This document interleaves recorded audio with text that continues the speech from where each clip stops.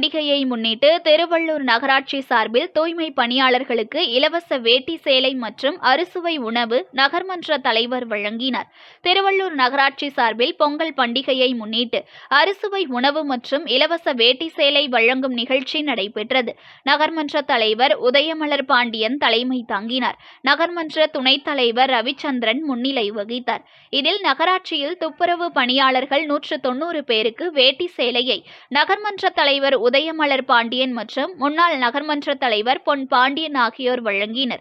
அதனைத் தொடர்ந்து தூய்மை பணியாளர்கள், நகராட்சி ஊழியர்கள் என 500க்கும் மேற்பட்டோருக்கு அறுசுவை உணவு வழங்கினர்.